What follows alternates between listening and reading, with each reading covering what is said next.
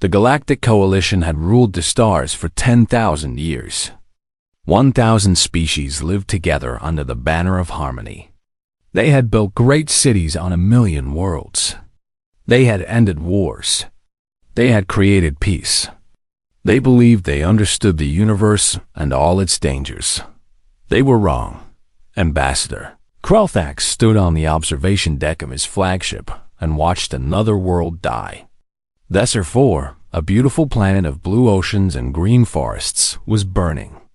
Great pillars of fire rose from its surface, visible even from orbit. 12 billion Valorians had lived there. Now they screamed as the darkness consumed them. The Kethvari had come. No one knew where they came from. 3 years ago, a rift had opened in the empty space between galaxies. It was a tear in reality itself, a wound in the fabric of existence. And from that wound, the demons had poured through like blood from a cut. They were tall, these Kethvari. Each one stood 3 meters high, made of shadow and flame. They had no fixed shape. Their bodies shifted and changed like smoke in the wind.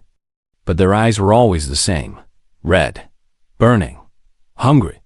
They fed on fear. They drank terror like water. And they were very, very good at creating both. Krelthax turned away from the viewport. He could not watch anymore. His 3 hearts beat in a painful rhythm as he walked to the command center of his ship. Officers moved around him, their faces showing the same despair he felt. "Status report," he said. His voice was tired. Commander Vethel looked up from her console. She was young for her position, but the war had killed so many senior officers. "The planetary shields have failed, Ambassador. Ground forces report 80% casualties. The Kethvari are harvesting the survivors." Harvesting. Such a clean word for such horror. The Kethvari did not simply kill. They kept their victims alive as long as possible, feeding on their fear until nothing remained but empty shells. "Any response from the Coalition fleet?" Krelthax asked. "The Silthene Armada is still 3 days away. The Construct Legions have been destroyed at the Caraxes Nebula. We are alone, Ambassador." Alone. The word hung in the air like a death sentence. Krelthax had seen so much death in these 3 years. He had watched the proud Valorian Empire lose half its territory. He had seen the Silthene, those master strategists, outmaneuvered at every turn. He had witnessed the Construct Legions, millions of warrior machines, torn apart like toys. Nothing worked.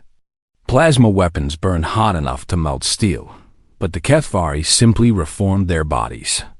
Nuclear weapons could destroy cities, but the demons emerged from the craters laughing. The Coalition had tried negotiation, but the Kethvari did not want resources or territory. They wanted only one thing: fear. Endless, eternal fear. "Ambassador," Bethel said quietly, "what do we do?" Krelthax was silent for a long moment. Then he made a decision that would change the galaxy forever. "Set course for Earth," he said. The command center went quiet. Officers looked at each other with confusion on their faces. "Earth, Ambassador?" Bethel asked. "The human homeworld?" "With respect, sir, the humans are the newest members of the Coalition. They have been spacefaring for less than 300 years. Their military technology is generations behind ours. What could they possibly offer?" Krelthax remembered his first meeting with the humans 20 years ago. He had been a young diplomat then, sent to evaluate this strange new species for membership in the Coalition.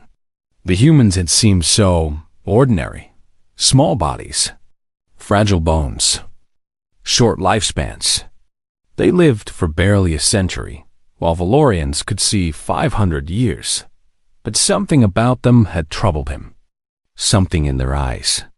Something in their history. "I have studied the humans," Krelthax said. "I have read their history. They are young, yes, but they are not innocent. They have been fighting and killing each other for 100,000 years. They have created weapons and methods of war that even the Coalition has never imagined. So have many species, Vethel said. War is common in young civilizations. Not like this, Krelthax replied. The humans have a darkness in them, Commander. They have tried to hide it since joining the coalition. They have shown us only their peaceful side. They're artists and scientists and philosophers. But I have seen the other side. I have read about their world wars, their genocides, their instruments of torture. I have studied what they call special operations, and I believe. He paused. I believe they may be the only species in this galaxy that the Kethvari should fear. The ship's engines hummed as they changed course. Behind them, Desert 4 continued to burn. The journey to Earth took 2 weeks. Krelthax spent that time reviewing everything he knew about humanity. He read about their wars, their weapons, their tactics. He studied their psychology, their culture, their beliefs. And the more he read, the more certain he became. The humans were predators. They hid it well. They had rules and laws and complex moral philosophies. They spoke of peace and cooperation and the brotherhood of all intelligent beings. But beneath that civilized surface, something ancient lurked. Something that had spent 100,000 years learning to hunt and kill in a hostile world.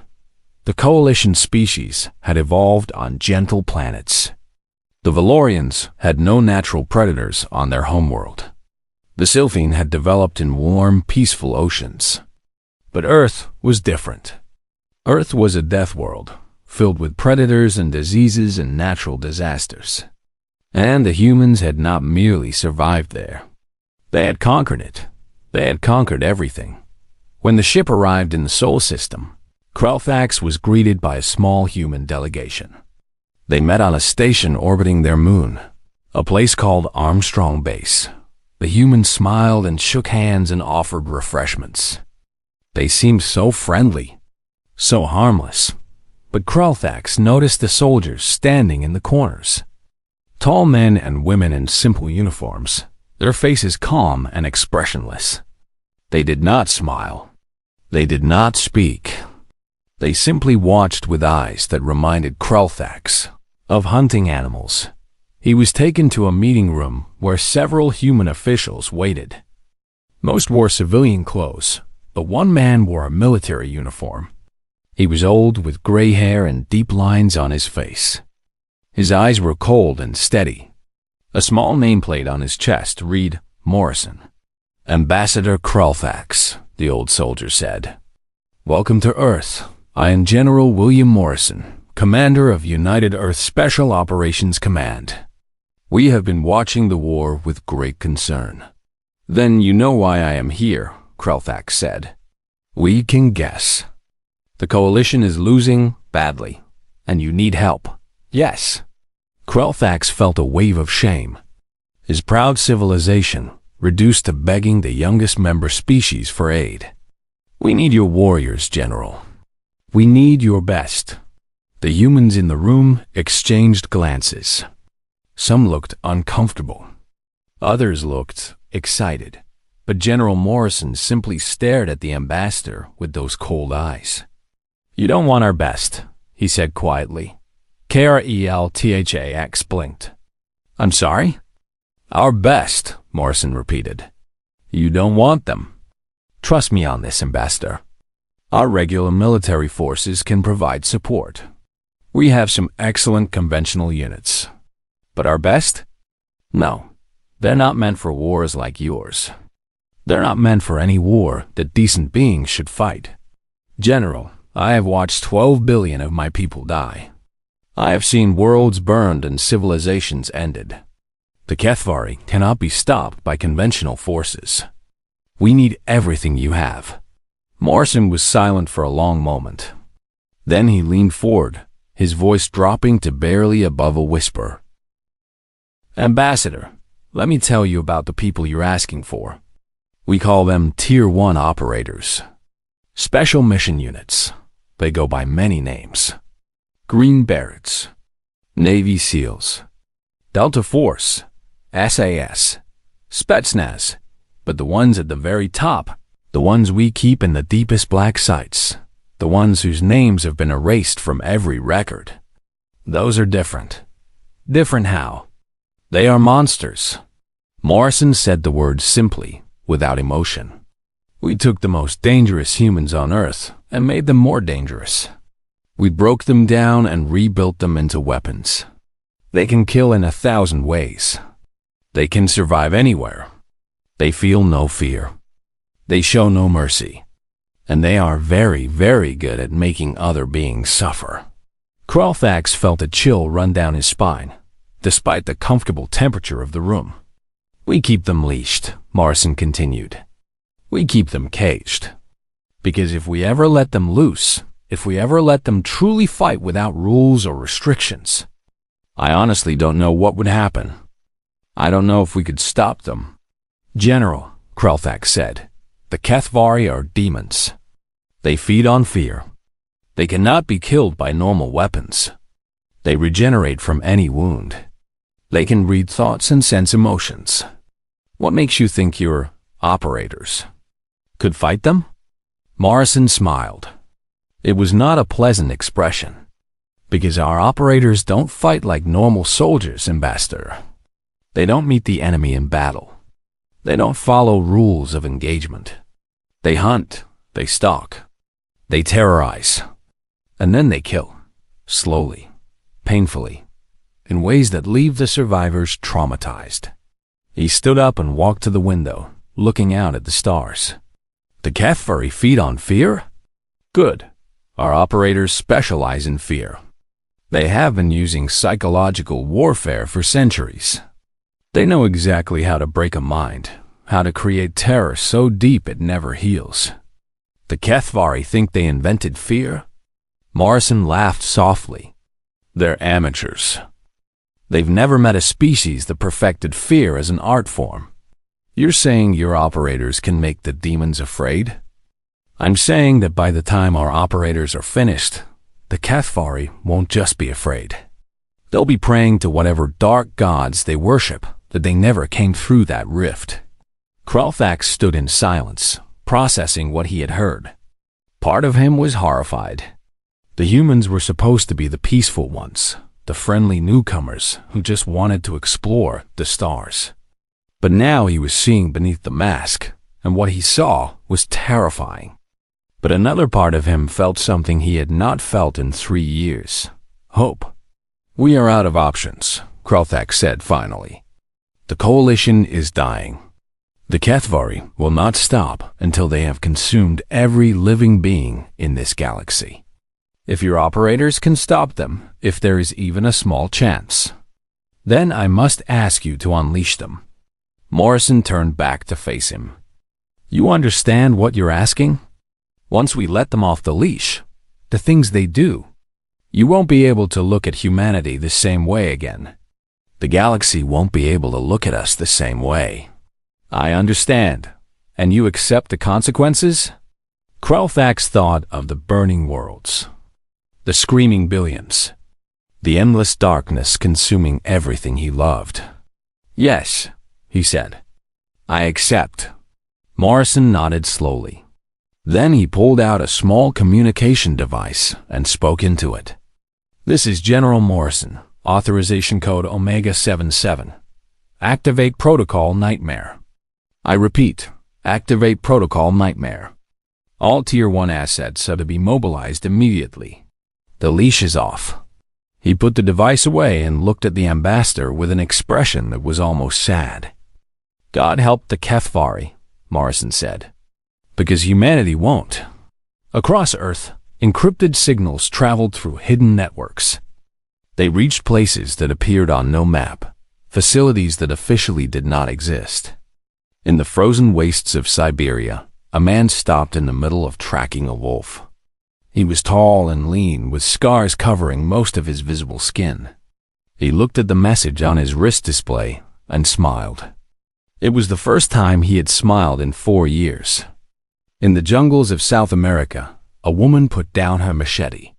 She had been cutting her way through dense vegetation for 3 days, hunting something that even the local predators feared. Now she turned around and began walking toward the extraction point. In a maximum security facility deep underground, a cell door opened. The guards stepped back, pressing themselves against the walls. The man inside did not look dangerous. He was of average height, with a forgettable face. But the guards knew what he was capable of. They had read his file. Some of them still had nightmares about it. "Time to go back to work," the man said quietly. His voice was calm and pleasant, like a friendly neighbor. "Where are they sending us?" "Space," one of the guards managed to say. "You're going to space." The man's smile widened. "Wonderful. I've always wanted to visit other worlds." Across the planet, the monsters awakened. They gathered at secret bases, collected their specialized equipment, and prepared for the greatest hunt of their lives. They did not ask questions about the mission. They did not care about politics or galactic affairs. They cared only about one thing: the opportunity to do what they had been created to do. On Armstrong Base, General Morrison watched the ambassador's shuttle depart. Beside him stood Colonel Sarah Chun, his second-in-command.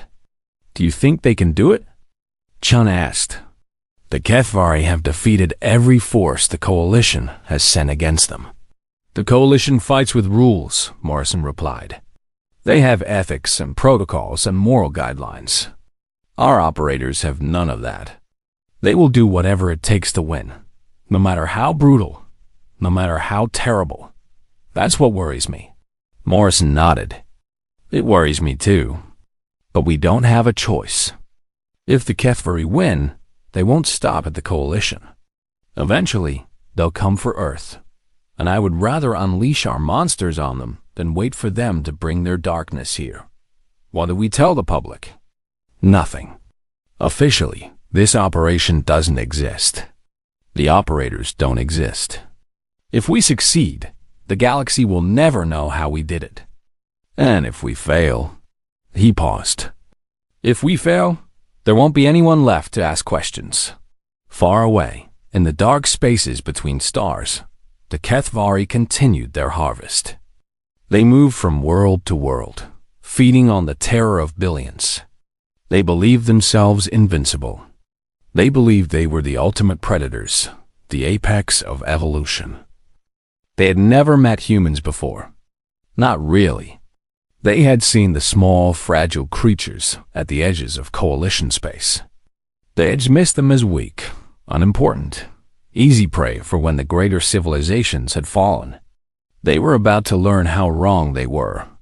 The first transport ships carrying the operators left Earth orbit on a cold Tuesday morning. They traveled in silence, these men and women who had been transformed into something beyond human. They did not joke or talk or play games to pass the time. They simply sat in the darkness, thinking about the mission ahead. Master Sergeant Elena Voss was among them. She had been an operator for 15 years. She had done things in those years that would drive a normal person insane. But she was not normal. She had not been normal since the day she was selected for the program at age 19. She remembered that day clearly. The tests, the psychological evaluations, the instructors who looked at her and saw something different, something useful. "You have a gift," they had told her. "A rare ability to disconnect your emotions from your actions, to do terrible things without guilt or hesitation. Most people would call this a disorder. We call it a qualification." They had trained her, broken her, rebuilt her, and now she was one of the most lethal humans alive. She looked around at the others in the transport. 48 operators selected from the various Tier 1 units. Each one was a specialist in death. Together, they represented the collective knowledge of 100,000 years of human warfare. The Kethvari had no idea what was coming, and by the time they understood, it would be far too late. The transport ship moved through space in complete darkness. No running lights, no communication signals, no indication that it existed at all. Inside, 48 operators sat in silence, each lost in their own thoughts. Master Sergeant Elena Voss checked her equipment for the third time. Old habit. The knife at her hip was a custom blade, forged from a metal alloy that could cut through most known materials. She had killed 17 people with that knife. She remembered each one, not with guilt, with professional interest. Across from her sat Staff Sergeant Marcus Cole. He was a large man, heavily muscled, with dark skin and darker eyes. His specialty was explosives. He could build a bomb from almost anything. He could destroy a building without making a sound. He could turn an ordinary object into a weapon of mass destruction. He was also, by all accounts, completely insane. You ever wonder what they look like? Cole asked, breaking the silence. His voice was calm, almost dreamy. The demons, I mean. The briefing showed us pictures. The pictures don't capture the real thing. Does it matter? Voss replied. Guess not. Dead is dead, no matter what shape you are. Chief Warrant Officer Diana Reyes sat a few seats away, reading something on her tablet. She was older than most operators, with gray streaks in her dark hair. Her specialty was psychological warfare. She had spent 9 years studying how minds worked, how they could be broken, how fear could be created and amplified until it destroyed a person from the inside. They feed on fear, Reyes said without looking up. That's what the briefings say. They can sense terror. They drink it like we drink water. So? Cole shrugged. We've fought enemies who used fear before. It didn't save them. This is different. These creatures have been feeding on fear for millions of years. Their entire civilization is built around it. They understand terror in ways we can barely imagine. You sound impressed. Reyes finally looked up, and her eyes were cold. I am impressed, but I'm also curious. They've never encountered a species that understands fear as well as they do. They've never met predators who can turn their own weapon against them. Can we? Voss asked. Turn their weapon against them? Reyes smiled. It was not a comforting expression. Every being that can feel fear can also be made to feel fear. It's a simple matter of finding the right triggers. The Gethveri think they're immune because they've never been the prey before. They've always been the hunters. But we're going to teach them what it feels like to be hunted. The ship's intercom crackled to life. All personnel, we are approaching the Coalition Command Station. Prepare for docking in 15 minutes. The operators began gathering their equipment. They moved with a quiet efficiency that spoke of years of training. No wasted motion. No unnecessary sounds. They had learned to become ghosts, invisible and silent until the moment they struck. The Coalition Command Station was called Harmony Prime. It was the largest structure the operators had ever seen. A massive wheel spinning slowly in the darkness between stars. Lights covered its surface, millions of windows glowing with life. Hundreds of ships moved around it, carrying supplies and personnel. When the human transport docked, a delegation was waiting to greet them. Ambassador Krelthax stood at the front, along with several military officers from various coalition species. The Valorians were tall and thin, with blue skin and 3 eyes arranged in a triangle on their faces. They wore elegant uniforms decorated with medals and symbols of rank. They looked at the humans with a mixture of curiosity and hope. The Silthim were shorter, covered in fine scales that shifted color depending on their mood.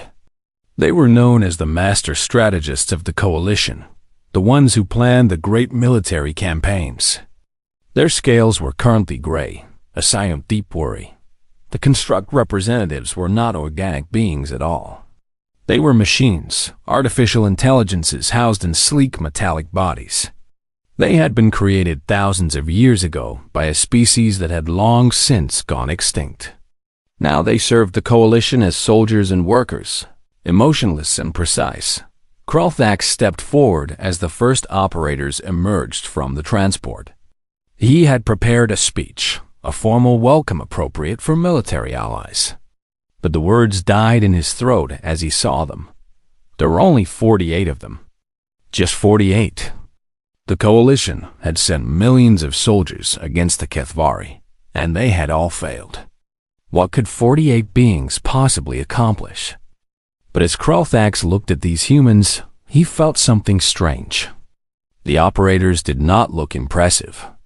They wore simple black uniforms with no decorations. They carried equipment he did not recognize. Their faces showed no emotion, no expression at all.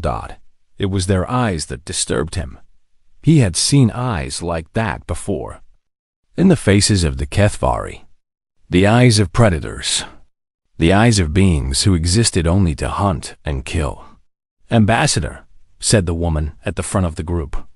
She was of average height, with short dark hair and a scar running across her left cheek.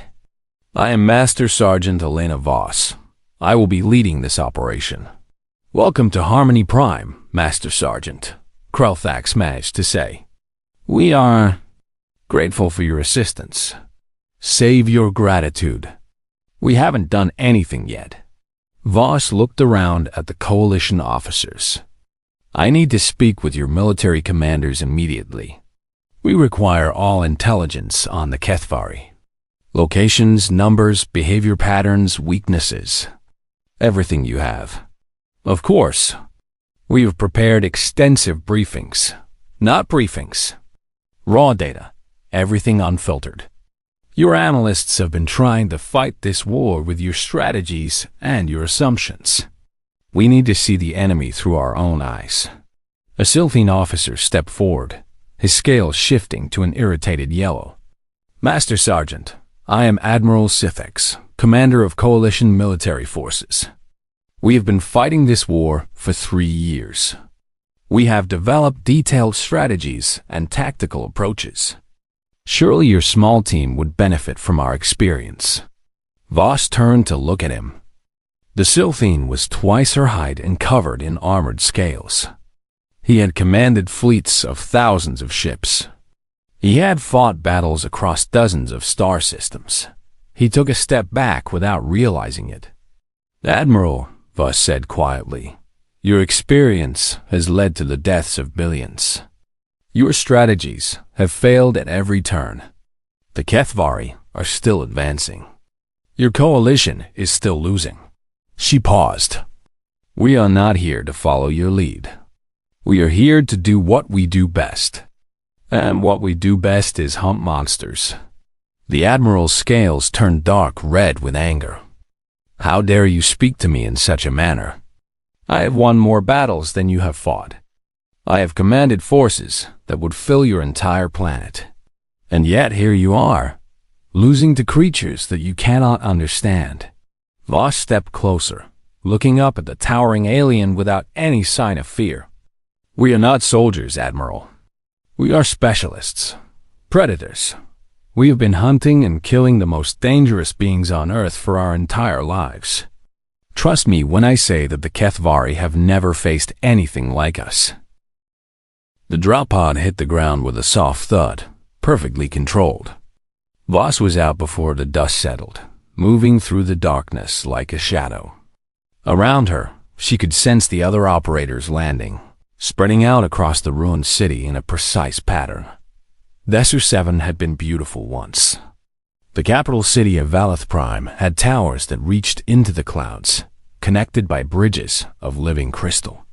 Gardens had filled every open space, growing plants that glowed with bioluminescence. Now was a graveyard. The towers were broken, their crystal surfaces dark and dead. The gardens had become tangles of black thorns that seemed to reach for anything that passed. The air smelled of ash and something else, something that reminded Voss of old blood. And everywhere, the Kethvari moved. Voss could see them through her enhanced optics. Tall figures of shadow and flame, patrolling the ruined streets. They moved with arrogant confidence, these demons. They owned this world now. They had nothing to fear. That was about to change. She activated her communication device, sending a single pulse to her team. It meant in position. Similar pulses came back from across the city.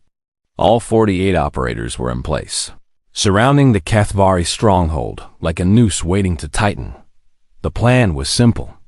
They would not attack directly. They would not try to fight through the demon defenses. Instead, they would hunt. Pick off individual Kethvari one by one. Create fear through mystery. Through horror. Through pain. Voss spotted her first target. A lone Kethvari wandering through an abandoned residential district. It was smaller than most, probably a low-ranking demon sent on patrol duty. Perfect for a first kill. She moved closer, keeping to the shadows.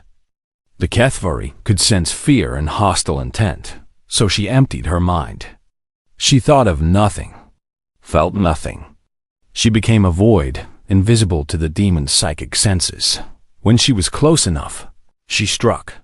Her blade went through the demon's neck before it knew she was there. The creature made a sound like tearing metal as its head separated from its body.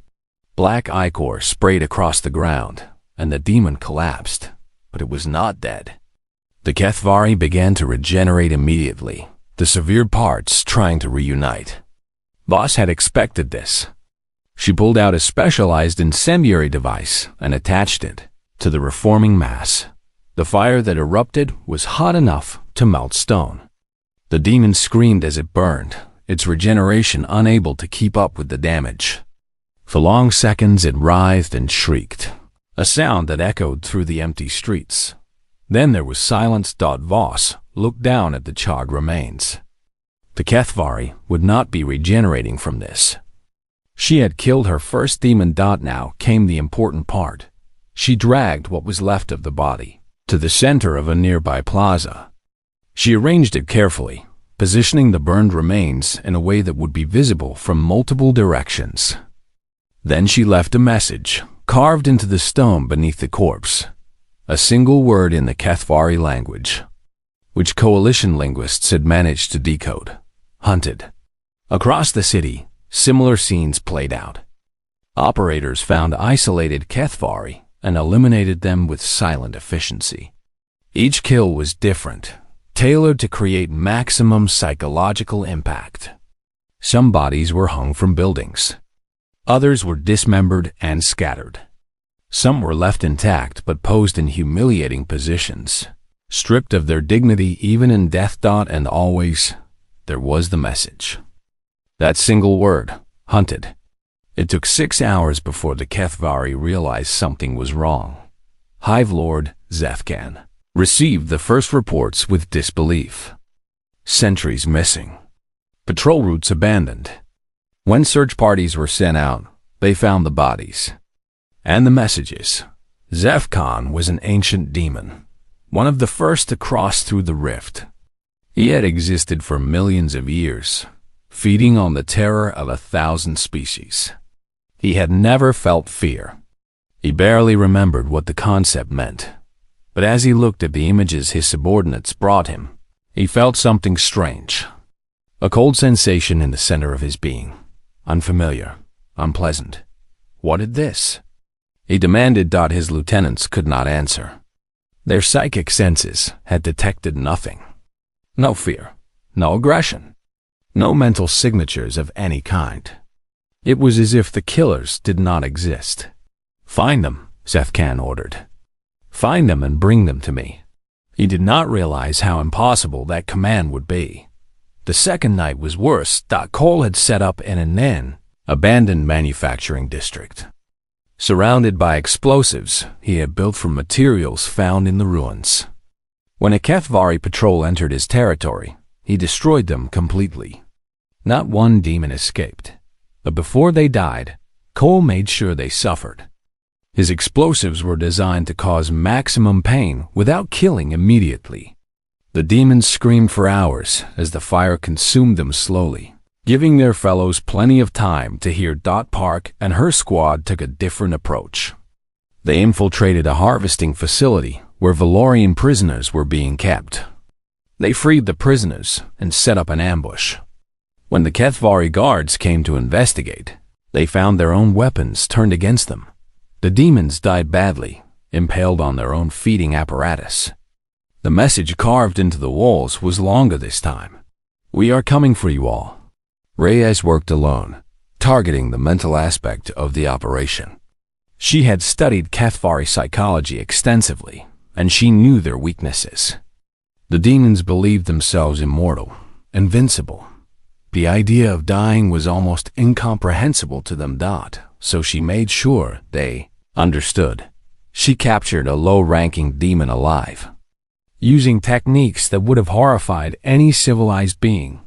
Then she began to teach it about mortality, about pain, about the endless dark that waited beyond existence. When she was finished, she released it. The demon fled back to its superiors, babbling in a language that barely made sense anymore.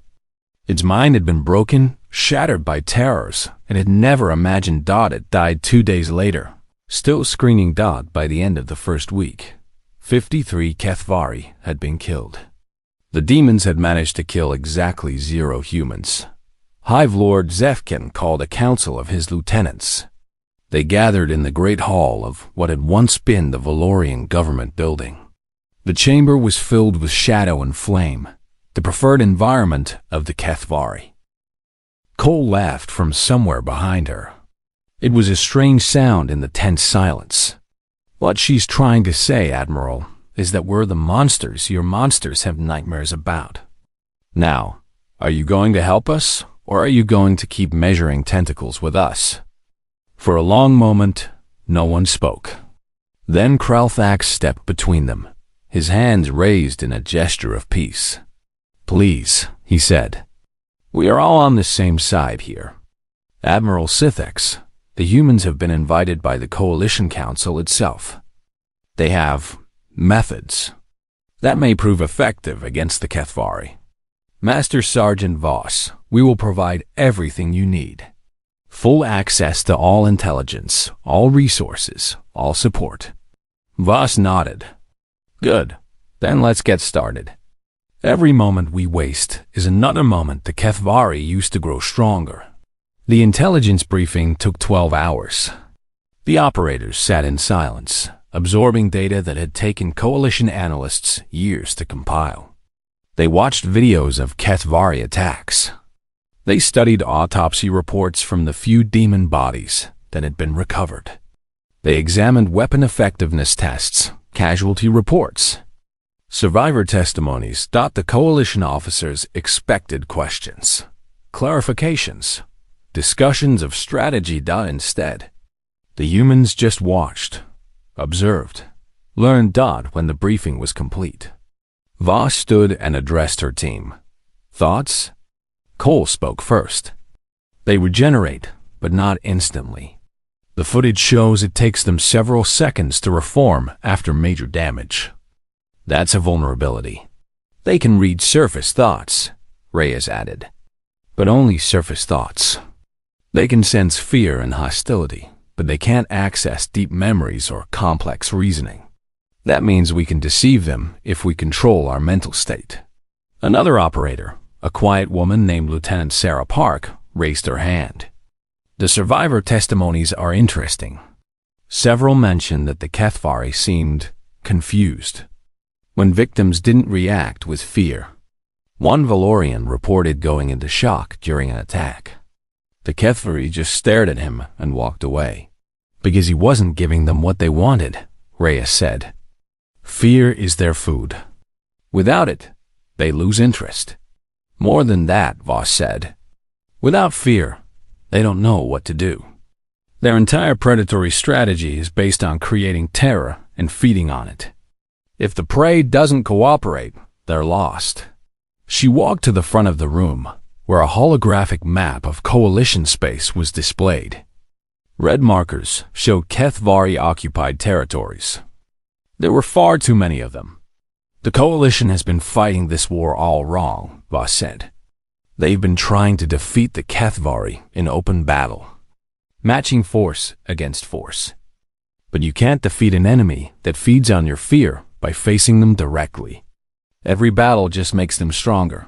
So what do? Cole asked. We change the rules. We don't fight them. We hunt them. We make ourselves the predators and them the prey. We take away their advantage and use their own weapon against them. Admiral Sithx, who had been observing from the back of the room, made a sound of disbelief. You are 48 beings. The Kethvari number in the millions. How can you possibly hunt them? Voss smiled. It was the first time the coalition officers had seen any of the operators smile, and it made them deeply uncomfortable. Admiral, do you know how wolves hunt? They don't attack the entire herd. They pick targets. They isolate them. They wear them down over time. They make the prey afraid to sleep, afraid to eat, afraid to exist. And eventually, the prey dies. Not from teeth or claws, but from exhaustion and terror. She turned back to the map. We're going to do the same thing to the Kethvari. We're going to appear where they don't expect us. Kill them in ways they don't understand. Disappear before they can respond. And we're going to keep doing it until they're too afraid to leave their strongholds. They don't feel fear, Sithx insisted. They are fear. Everyone feels fear, Admiral. They just haven't found the right trigger yet. Voss looked at Reyes. Diana, you've been studying their psychology. What do they care about? Reyes stood and walked to the holographic display. The Kethvari have a hierarchical social structure based on the feeding grounds they control. Individual demons gain status by harvesting more fear than their rivals. They compete constantly for territory and victims. So they care about status, Voss said. About power. About their position in the hierarchy. Yes, and there's something else. The Coalition has never managed to kill a Hive Lord. The higher-ranking demons seem to believe they're invincible. They've existed for millions of years without facing a real threat. They have no concept of their own mortality. Voss nodded slowly. Then that's where we start. We find a Hive Lord. We kill it. And we make sure every Kethvari in the galaxy knows how we did it. The plan took shape over the next several days. The operators worked in small groups, each one contributing their specialty. Cole designed explosive devices that could damage Kethvari bodies faster than they could regenerate. Park developed stealth approaches that would mask the operators' thoughts from demon telepathy. Reyes created psychological profiles of key Kethvari targets, identifying vulnerabilities in their seemingly invincible psyches, and Voss oversaw everything, shaping individual pieces into a coherent strategy. The Coalition officers watched with growing unease. They had expected the humans to request reinforcements, to ask for fleet support, to develop plans that involved thousands of ships and millions of soldiers. Instead, the 48 operators planned to assault a Kethvari-held world by themselves. This is suicide, Admiral Sithx told Krelthax privately. They are throwing their lives away. Perhaps, the ambassador replied. But I have studied the humans, Admiral. They do not throw their lives away easily. They are planning something we do not understand. Something that our military traditions cannot conceive of. And if they fail? Krelthax was silent for a moment. If they fail, then we are no worse off than before. But if they succeed, he shook his head. I am beginning to believe that success might be worse. Worse? How could their success be worse?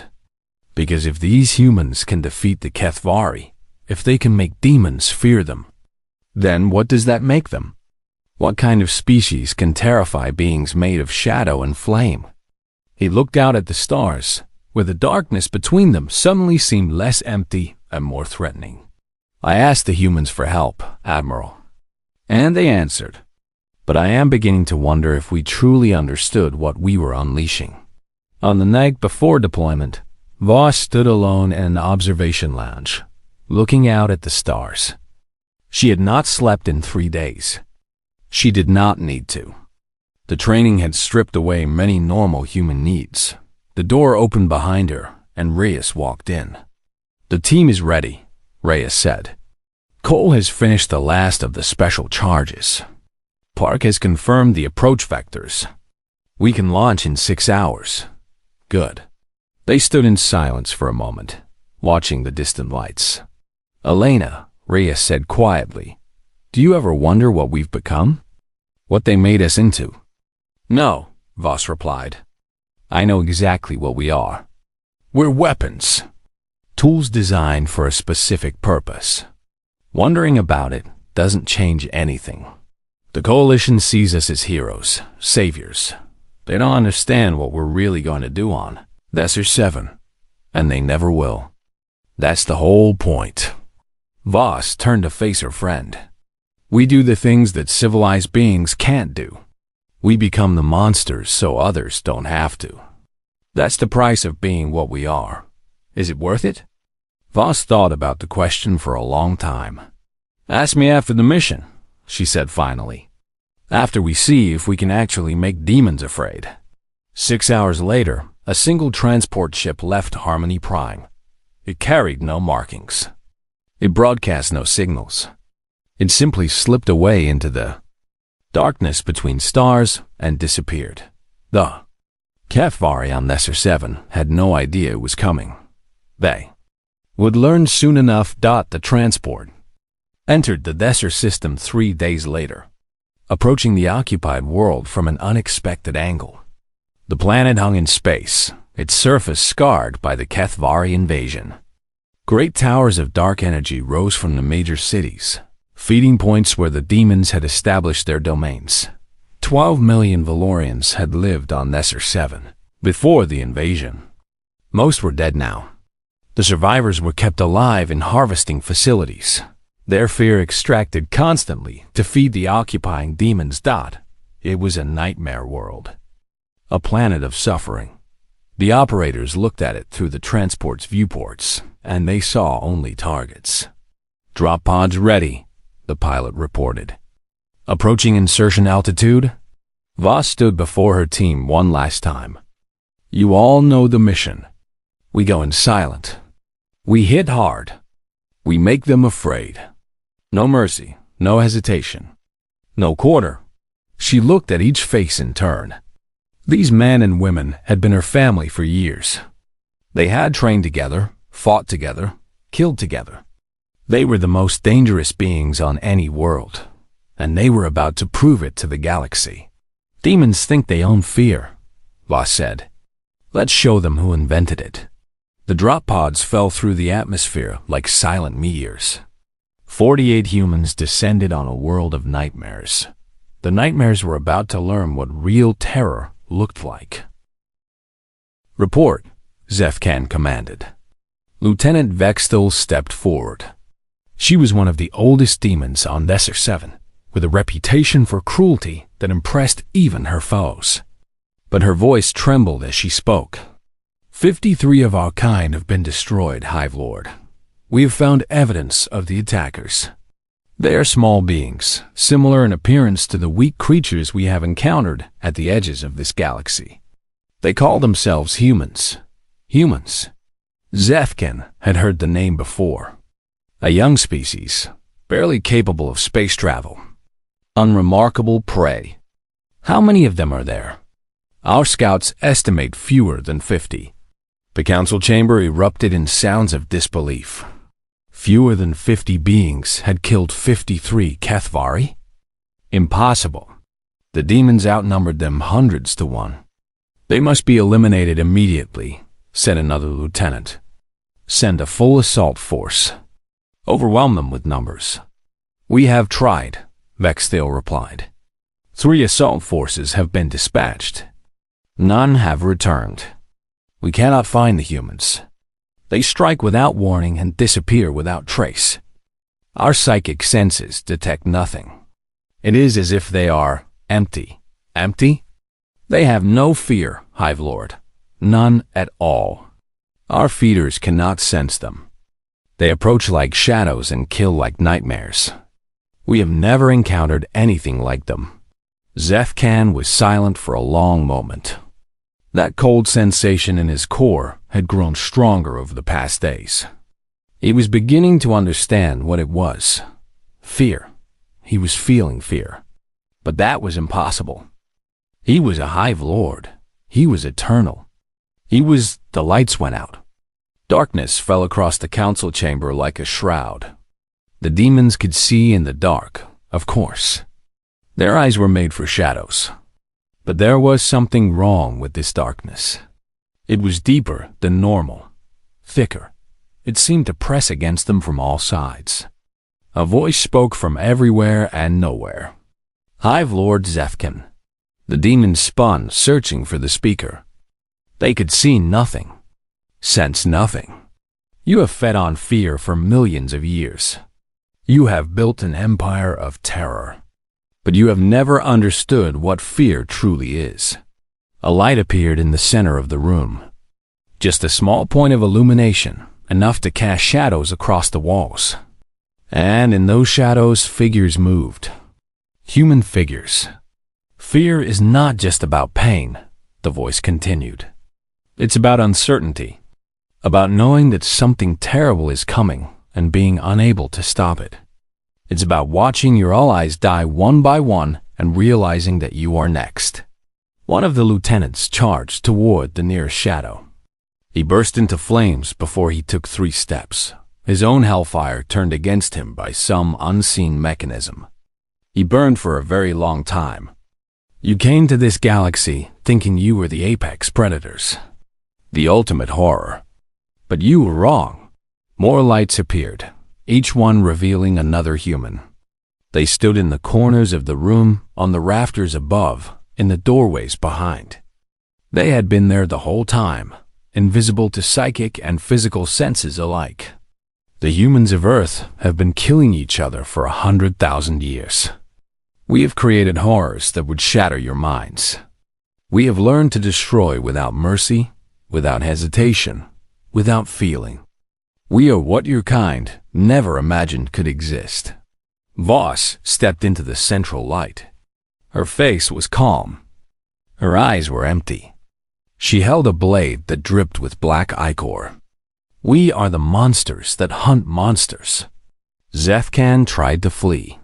He gathered his power, prepared to transform into shadow and escape through the walls. But something held him in place. A field of energy that burned wherever it touched his body. You're not going anywhere, Hive Lord. We've been planning this operation for weeks. Every exit is blocked. Every escape route is trapped. You are going to die in this room, and your death is going to be educational. The other demons attacked. They threw fire and shadow at the humans, unleashed psychic assaults that would have shattered normal minds, transformed into nightmare shapes designed to terrify. The humans did not flinch. They moved through the chaos like dancers, avoiding attacks with impossible grace. They struck with weapons that burned and cut and shattered. They killed with the efficiency of machines, but with a creativity that no machine could match. In less than 5 minutes, every lieutenant was dead. Zefkan remained, held in place by the burning field. Voss approached him slowly, her boots making soft sounds on the stone floor. Before you die, she said, I want you to understand something. We are not doing this because we hate you. We are not doing this because of anger or revenge. We are doing this because it is what we were made for. This is our purpose. Our function. She raised her blade. Your kind thought you were demons, but you were only playing at darkness. We are the real thing. And now the galaxy's going to learn what that means. Zefkan died badly. Voss made sure of it. She made sure it took a long time. And she made sure that every Kethvari in the city could sense it through their psychic network.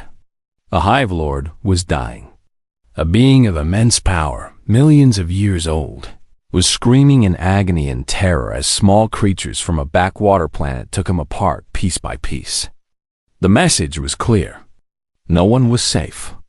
When it was finished, Voss stood in the center of the ruined council chamber, surrounded by the bodies of demons.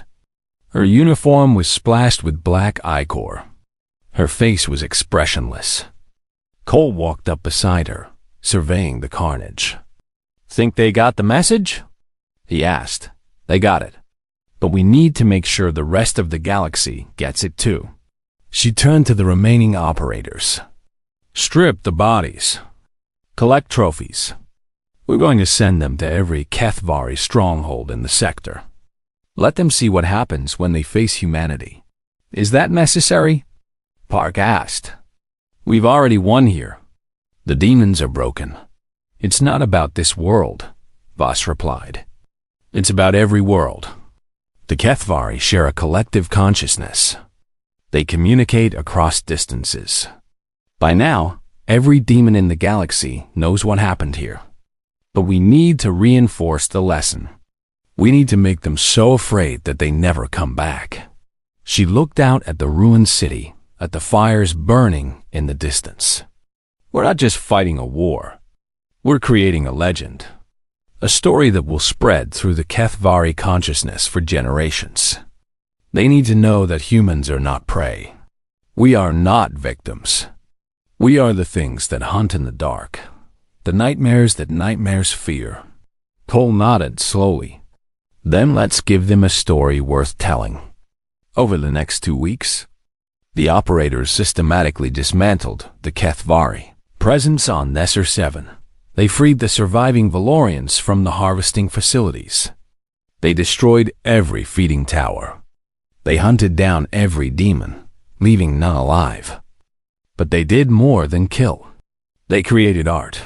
In the central plaza of Valeth Prime, they built a monument from Kethvari bones. The remains of 50 hive-level demons, arranged in a pattern that spelled out a warning in the demon language. "This is what waits for you. Turn back or die." They recorded everything. Every kill. Every victory. Every moment of demon suffering.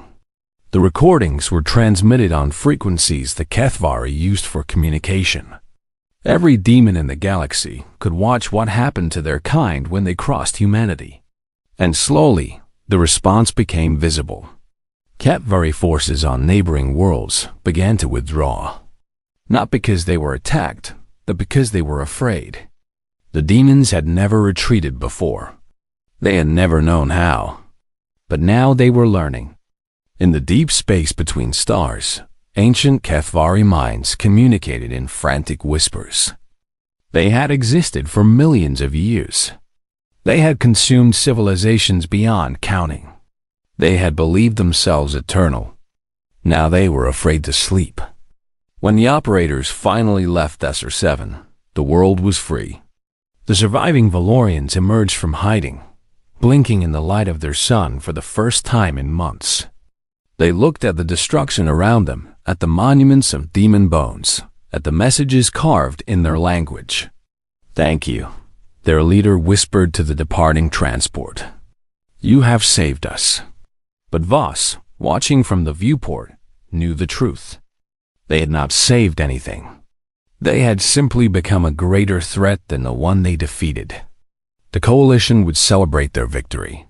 They would call the operators heroes. They would never understand what had really happened on Nesser 7, and perhaps that was for the best.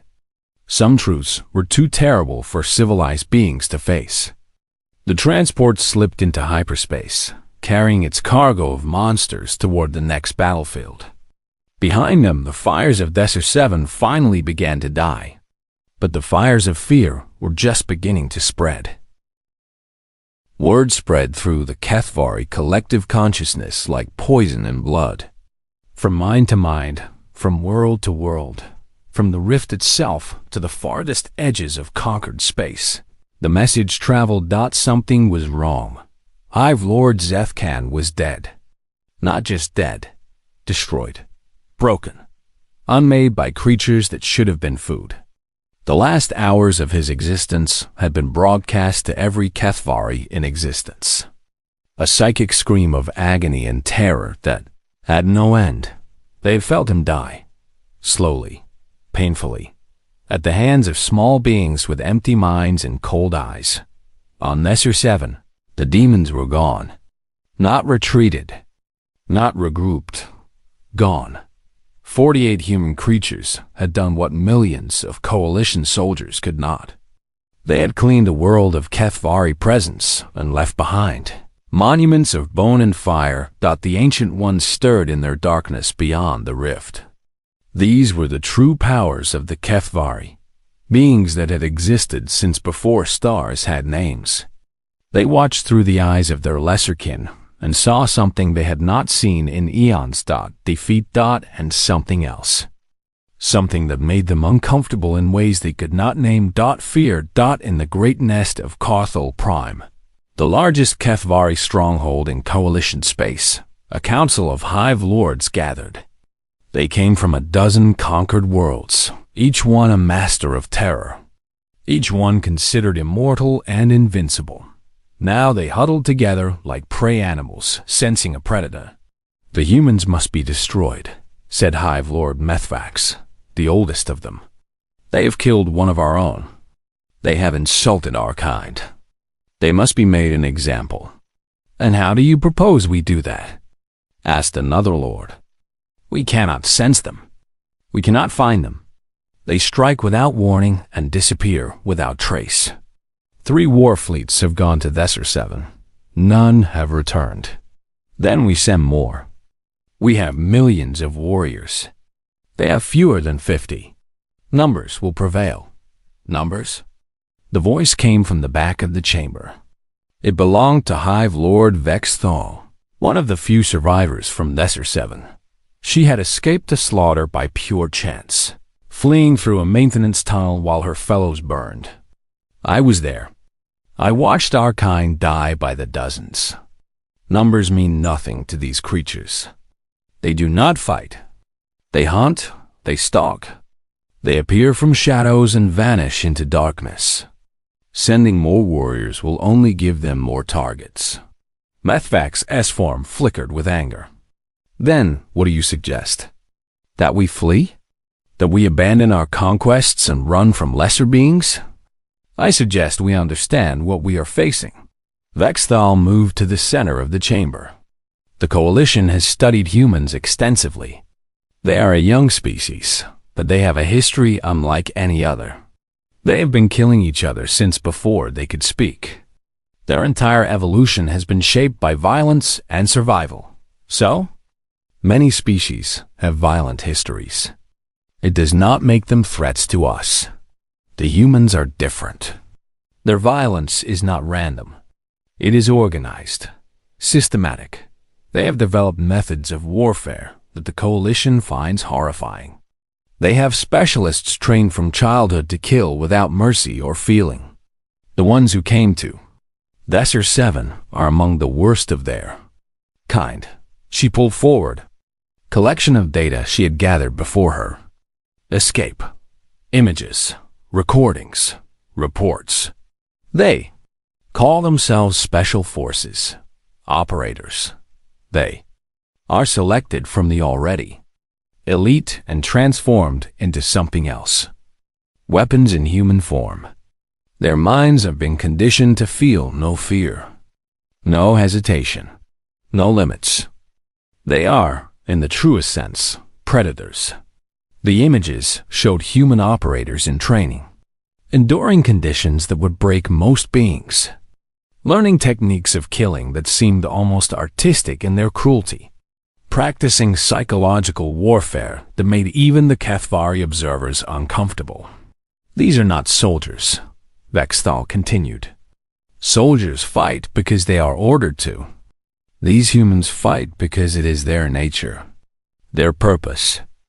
They exist only to hunt and kill the most dangerous beings they can find. And now they have found us. Methvax stared at the images with something that might have been uncertainty. But they are mortal. They can die. Yes, but so can we. That is what they have proven. We believed ourselves eternal, invincible. They have shown us that we can be killed. And more than that, they have shown us that we can suffer. that we can know pain and terror and the endless darkness of true death. A long silence fell over the council. The Hive Lords looked at each other, searching for comfort that none of them felt. "What would you have us do?" Methvax asked finally. Vexthal's form seemed to shrink slightly. "I do not know. I have never faced an enemy like this. None of us have. The humans have turned our own weapon against us. They have made us feel what we have made others feel for millions of years. Fear? Yes, and it is destroying us from within." She was right. Even as the council met, Kethvari forces across coalition space were unraveling. Demons who had never known doubt were now jumping at shadows. Warriors who had charged into battle without hesitation now hesitated, wondered, worried, what if the humans were watching? What if they were already dead and simply did not know it yet? The operators had killed fewer than 100 Kethvari, but they had done something far more damaging. They had broken the myth of Kethvari invincibility. They had proven that demons could be hunted, could be hurt, could be afraid, and fear, as the Kethvari knew better than anyone, was contagious. On the world of Desert 12, a Kethvari garrison abandoned its position without orders. They had received word that a human transport had been spotted in the system. The transport was empty. It was a decoy. But the demons did not know that. They fled to the next system, and then the next, spreading panic wherever they went. On Krulfax Prime, the Valorian homeworld, Kethvari forces that had been preparing a final assault suddenly stopped. Their scouts reported human energy signatures in the orbital debris field. The signatures were false, planted by coalition intelligence officers who had learned from the operators' tactics. But the demons did not investigate. They withdrew to defensive positions and stayed there. On the industrial world of Mechanus 7, the Construct Legions achieved their first victory in 2 years. Not because they had grown stronger, but because their Kethvari enemies were distracted. The demons kept looking over their shoulders, expecting human operators to appear at any moment. The machines advanced, and the shadows retreated. The war was turning, not because of new weapons or new strategies, but because of fear, and the humans were just getting started. The operators hit 3 more worlds in the next month. Each attack was different.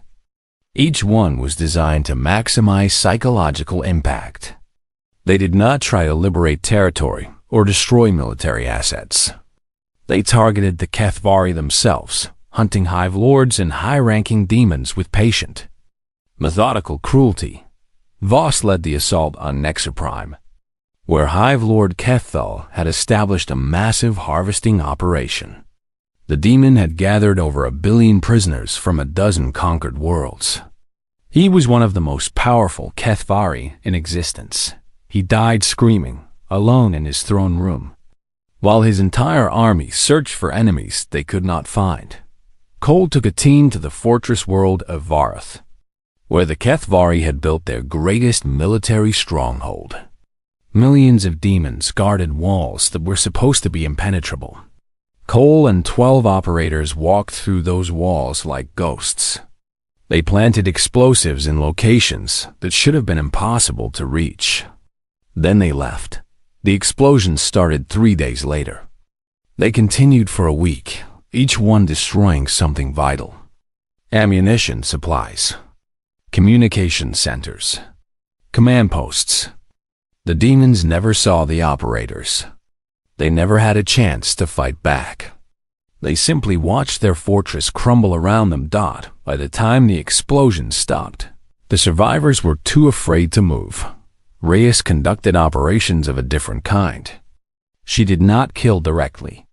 Instead, she captured demons and broke their minds. She taught them what it meant to be prey. She showed them horrors that made their own. Atrocities look like kindness. Then she released them.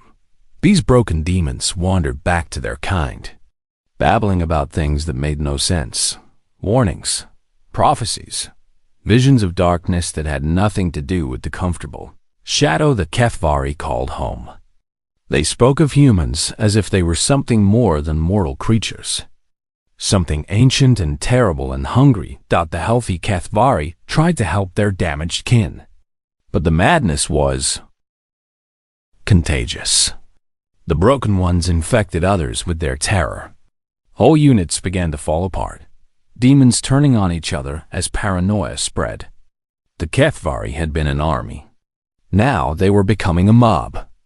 Back on Harmony Prime, the Coalition watched with growing awe and horror.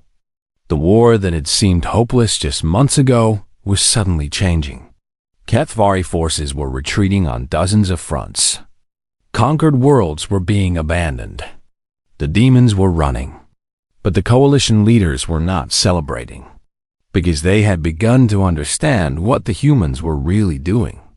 "This is not warfare," Admiral Sithik said at an emergency council meeting. "This is extermination. The humans are not trying to defeat the Kethvari. They are trying to destroy them completely." Ambassador Krelthax shifted uncomfortably. "Is that not what we wanted? The Kethvari threatened our entire civilization. They needed to be stopped." "Stopped, yes. But look at the reports." Sithix activated a holographic display showing data from the liberated worlds. "The humans are not taking prisoners. They are not negotiating surrenders. They are hunting down every Kethvari they can find and killing them in the most painful ways possible. They are torturing demons for information, and then torturing them more for... what? Entertainment? Practice? The Kethvari tortured billions of our citizens," another council member pointed out. "And that excuse is becoming worse than they are?" Civix's scales had turned a troubled gray. "I have commanded fleets in 100 battles. I have ordered the deaths of millions. But what the humans are doing, it goes beyond warfare, beyond revenge.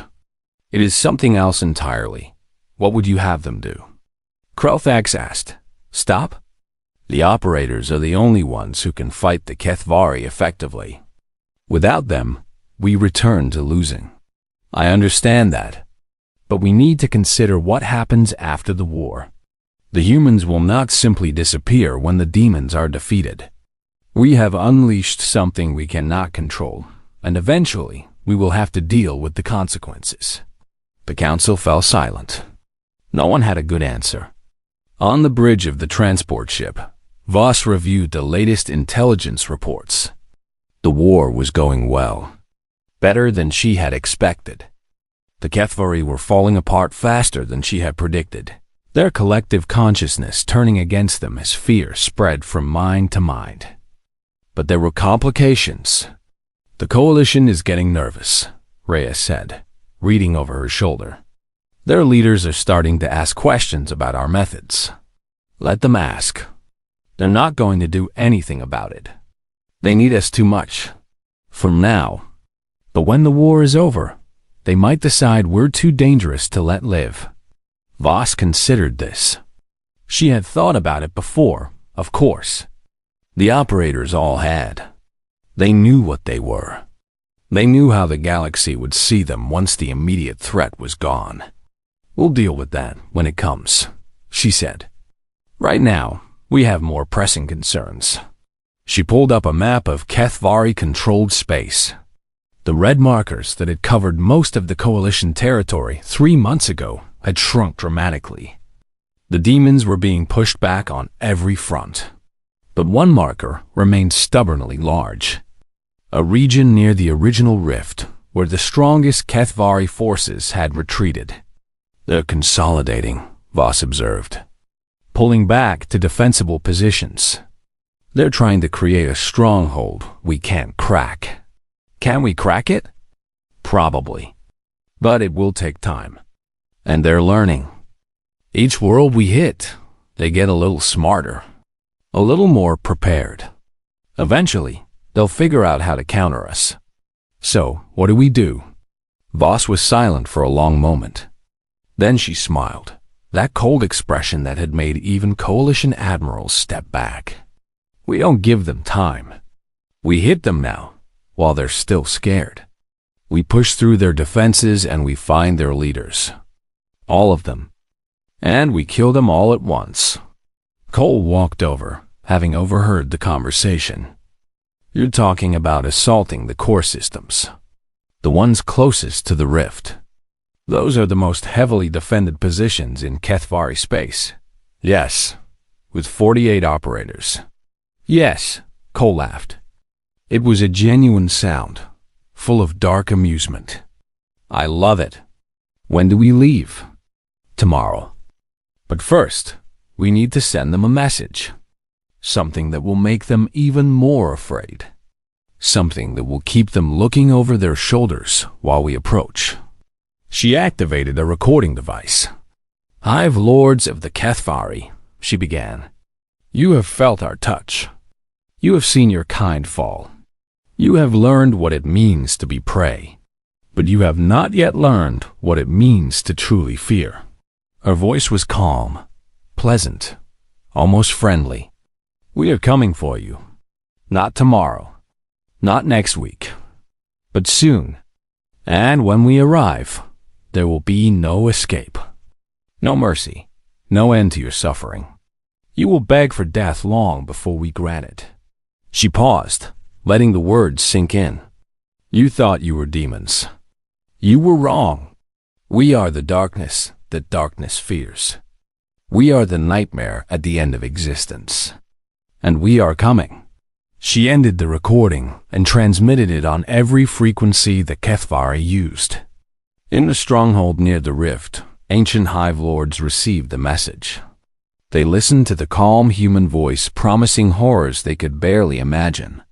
They felt the fear of their subordinates spreading through the collective consciousness. And for the first time in their eternal existence, they began to understand. They were not the apex predators. They had never been. And now the real monsters were coming to claim their throne. The operators prepared for their final assault. Weapons were checked and rechecked. Plans were reviewed and refined. Each team member knew their role, their target, their purpose. They did not speak of victory or survival. Those concepts had been stripped from them long ago. They spoke only of the hunt, the kill, the satisfaction of becoming the thing that monsters feared. Voss looked at her team, these men and women who had given up their humanity to become weapons. She felt something that might have been pride or might have been sorrow. It was hard to tell anymore. This is what we were made for, she said quietly. This is why we exist. To face the darkness and make it blink. To become the nightmare that ends all nightmares. She picked up her blade, the one that had killed so many demons. Let's go hunting. The transport entered hyperspace, carrying its cargo of killers toward the heart of demon territory. Behind them, the galaxy held its breath. The final battle was about to begin. And the Kethvari, who had believed themselves the ultimate horror, were about to learn what real horror looked like. It looked like 48 humans who felt no fear. And it was coming for them. The rift hung in space like a wound that would not heal. It was a tear in reality, a doorway between dimensions that had brought the Kethvari to this galaxy. Energy pulsed around its edges, casting strange shadows across the nearby stars. For 3 years, the Coalition had tried to close it. They had thrown their greatest weapons at it. Nuclear fire, antimatter bombs, exotic energy beams that could tear apart the fabric of space itself. Nothing worked. The rift remained open, a permanent reminder of the horror that had come through. But now things were different. Around the rift, the last Kethvari forces had gathered. Millions of demons, refugees from a dozen conquered worlds, huddled in defensive formations. They had once spread across the galaxy like a tide of darkness. Now they were cornered, surrounded, waiting for the end they knew was coming. The operators had followed them here. 48. Humans against millions of demons. It should have been impossible. It should have been suicide. But the Kethvari were not thinking about numbers. They were thinking about the message that had echoed through their collective consciousness. The promise of suffering, the certainty of death, the cold, calm voice that had told them exactly what was coming. They believed it. Every word. Voss stood on the bridge of the transport ship, looking at the tactical display. The demon fleet was massive, thousands of ships surrounding the rift in layer after layer of defense. Any normal fleet would need years to break through, but the operators were not a normal fleet.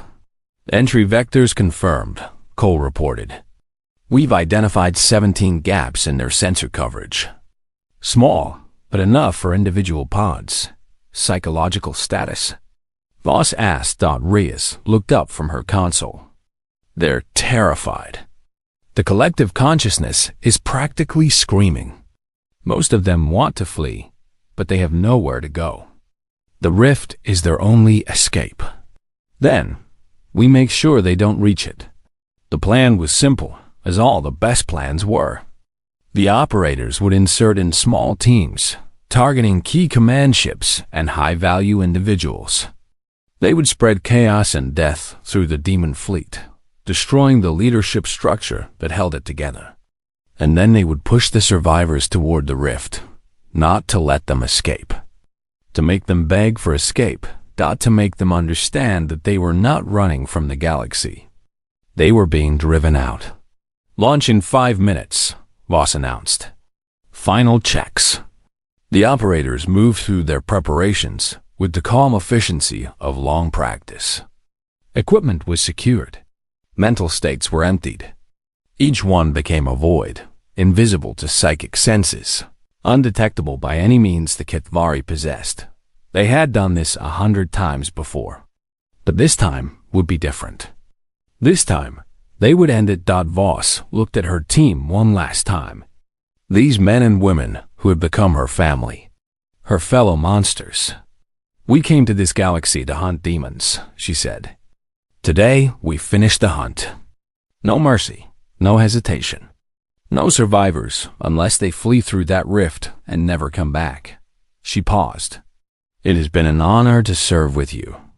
Now let's go kill everything that moves. The pods launched in silence, 48 dark shapes dropping into the void. They slipped through the gaps in the sensor net like shadows through cracks in a wall. The demons never saw them coming. The first kill happened 17 minutes later. A Hive Lord on a command ship, surrounded by 100 guards. The guards died first, cut down by weapons they could not see wielded by enemies they could not sense. Then the Hive Lord died, slowly, screaming messages of terror into the collective consciousness. More kills followed. Each one broadcast to every demon in the fleet. Each one a demonstration of complete human dominance. The Kithvari tried to fight back. They launched waves of warriors against the invisible enemy. They fired their weapons at shadows. They turned on each other, suspecting infiltration everywhere. The operators moved through the chaos like fish through water. They killed and killed and killed, each death adding to the weight of terror pressing down on the demon fleet. In the throne chamber of the largest command vessel, the last of the great Hive Lords gathered. These were the ancients, the beings who had led the invasion of this galaxy. They had existed for millions of years. They had conquered civilizations beyond counting. Now they were watching their empire die. We must retreat, one of them said. The thought pulsed through the collective consciousness, carrying waves of shame and fear. We must return through the rift and seal it behind us. Leave this galaxy and never return. Retreat? Another lord's form flickered with anger. We are the Kithvari. We do not run from prey. Look around you. The First Lord gestured at the displays showing the battle outside. Ships were burning. Commanders were dying. The fleet was coming apart at the seams. The prey has become the predator. We cannot defeat these humans. We cannot even find them. Our only choice is to survive. If we flee, we admit weakness. Every species we have conquered will know that we can be beaten. Our empire will crumble. Our empire is already crumbling. The humans have seen to that. Better to preserve what we can and rebuild than to die here in stubborn pride. The debate continued, but everyone knew how it would end. The Kethvari had never been cowards. They had never known the meaning of defeat. But they were learning now. Fear was an excellent teacher. The vote was nearly unanimous. The Kethvari would withdraw through the rift. They would seal it from the other side. They would never return to this galaxy. The order went out to the fleet. Retreat. Fall back to the rift. Escape while escape was still possible. But the operators were not finished. Voss had anticipated this moment. She had planned for it. As the demon ships began to move toward the rift, the operators shifted their tactics. They stopped killing randomly and started killing deliberately, targeting the ships that tried to flee fastest. The message was clear. You do not get to run. You get to crawl. The withdrawal became a nightmare. Ships that approached the rift too quickly were destroyed. Commanders who ordered retreats were hunted down and killed in front of their crews. The demons learned that escape was possible, but only at a pace the humans allowed, only with sufficient suffering. By the time the first Kethvari ships reached the rift, they had been reduced to crawling wrecks. Their crews were mad with fear, their commanders dead or broken. They fled through the dimensional tier, not as conquerors, but as refugees, and the operators followed them, not through the rift, just to its edge, just close enough to ensure that every demon who passed through saw them watching, just close enough to burn the memory of human eyes into Kethvari minds for eternity. Remember this, Voss broadcast on all frequencies. Remember what happened here. Remember what we did to you. And remember what we will do again if you ever return. She watched as the last Kethvari ships disappeared through the rift. Millions of demons, the survivors of an invasion force that had once numbered in the billions. They were going home. And they were carrying stories that would haunt their species forever. The rift pulsed once, twice, and then began to close. The Kethvari were sealing it from the other side, as promised. In moments, the Tyran reality that had caused so much destruction was gone, leaving only empty space. The war was over. Humanity had won. The celebration on Harmony Prime lasted for days. Every species in the coalition joined in, filling the great station with music and laughter and the release of 3 years of terror. The Kethvari were gone. The nightmare was over. Ambassador Kralthax stood on a balcony overlooking the main plaza, watching the festivities below. He should have been happy. He should have been dancing with his people, celebrating the victory that had saved his civilization. Instead, he felt only a cold emptiness. Admiral Sithix joined him, his scales a troubled gray. You feel it too, Kralthax said. It was not a question. How could I not? We won the war, but we lost something in the process. What did we lose? Sithix was silent for a long moment. Below them, Valorians and Silthine and Construct celebrated together, united in joy. We lost our innocence, the Admiral said finally. We believed we were the civilized ones, the moral ones. We had rules and ethics and principles. We looked at younger species and saw children who needed guidance. And now? Now we know that one of those children could destroy us all if they chose to. The humans are not what we thought they were. They are not friendly newcomers learning their place in the galaxy. They are predators, barely contained by their own laws. And we just gave them permission to stop pretending. Kralthax nodded slowly. He had known this, of course. He had known it from the moment he asked for human help. But hearing it spoken aloud made it more real. What do we do? He asked. I don't know. Treat them carefully, I suppose. Make sure we never give them a reason to turn their attention to us. And pray to whatever gods we believe in that they stay leashed. And if they don't? Sithix's scales shifted to the deepest gray, almost black. Then we become this or 7, all of us. The operators returned to Earth quietly. No parades, no ceremonies, no public acknowledgement of what they had done. They simply disappeared, as they always did, back into the shadows from which they had emerged. Some returned to their black sites, their frozen wastelands, their jungle hideaways. Some returned to prison cells. Some retired, though retirement for an operator was a complicated thing. They never really stopped being what they were. General Morrison met them when they arrived. He looked older than he had 18 months ago.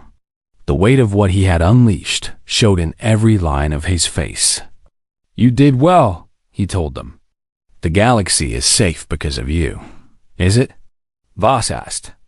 "Or did we just become the new threat they need to worry about?" Morrison was silent for a long moment. "Both, probably. But that's not your concern. Your concern was winning the war, and you did that.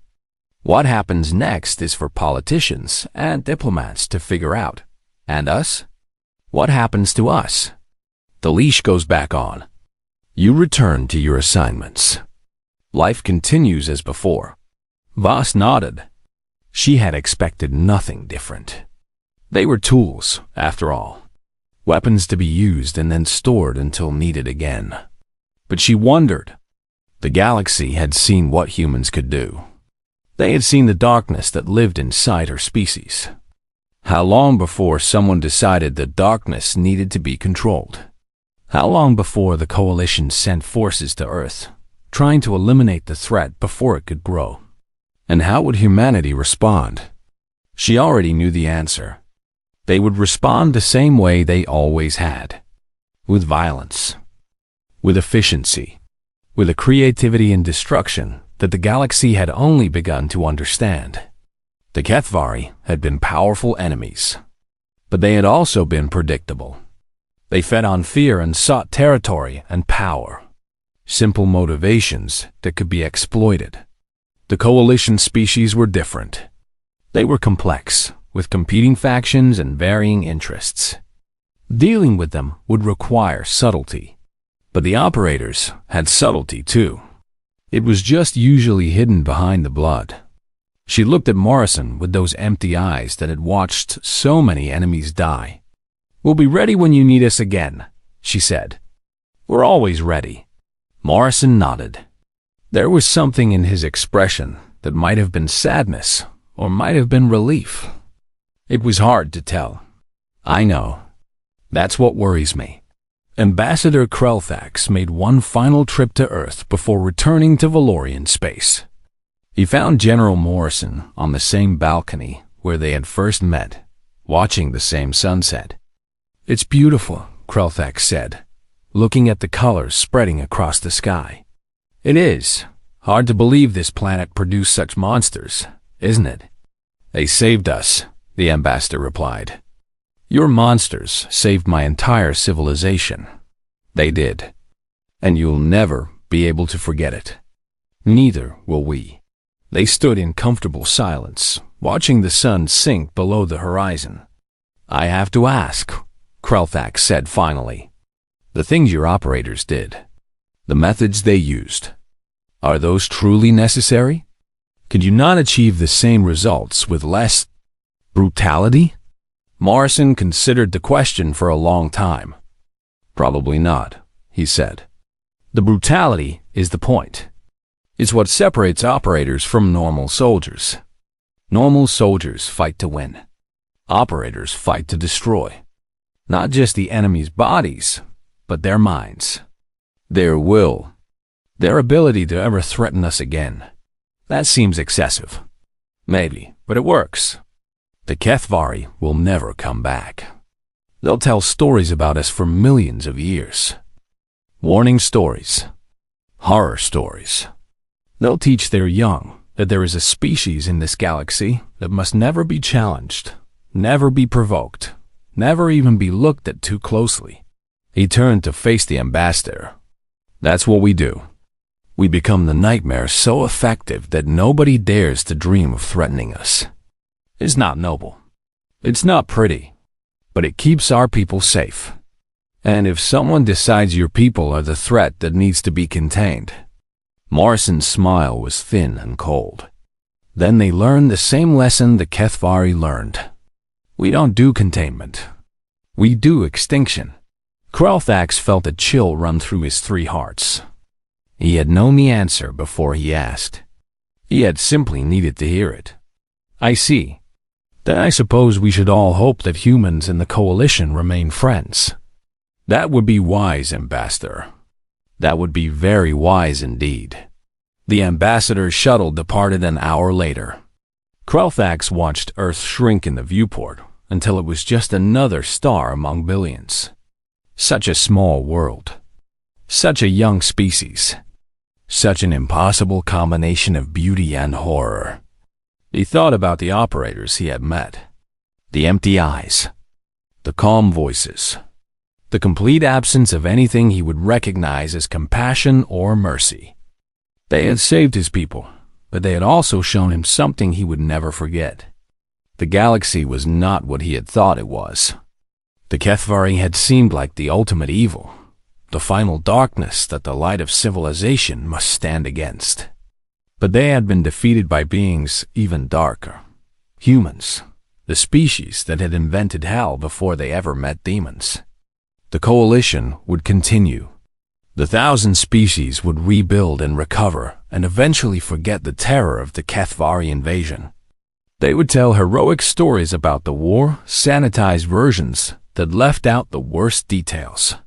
But in quiet rooms, in classified briefings, in the nightmares of those who knew the truth, a different story would be remembered.